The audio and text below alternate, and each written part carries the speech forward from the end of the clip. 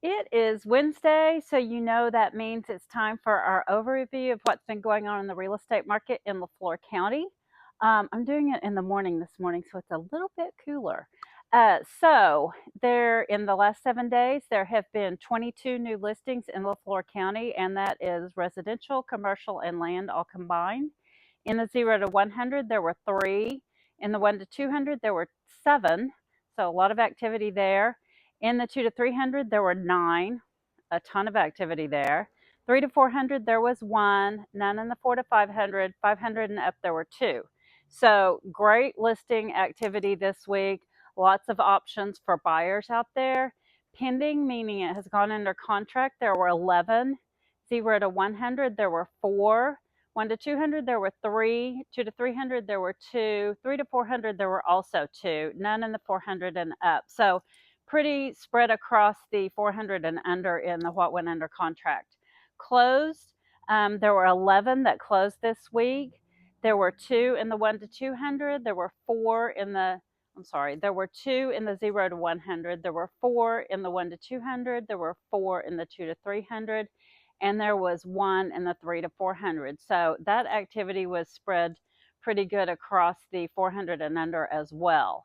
So 22 new listings, but 11 went under contract and 11 closed. So that was a wash in net new listings, let's say. I did again this week look at price drops. There were 19 price drops in LaFleur County in the last 7 days.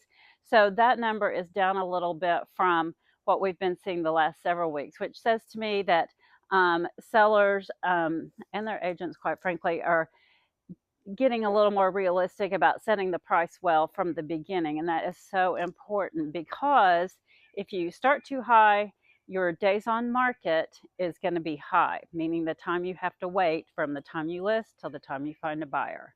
Um, I listened to a real estate coach yesterday that talked about how we are really back to a 2019 market, which at that time we thought was a pretty good real estate market. So, in 2019, the average days on market was 63 days. That's just an average, okay? So in July of this year, the average days on market was 69 days. So very similar numbers.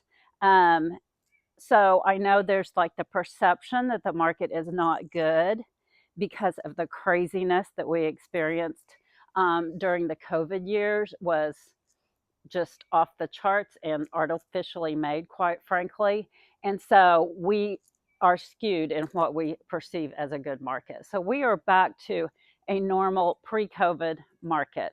Balanced number of days on market is very similar to what it was before the pandemic. So, just a little information about what's going on, a little analysis of historically what's been going on in the market compared to today. So, I hope that helps you make wise real estate decisions. This is Amy Hall with Keller Williams Platinum Realty. Have a great day.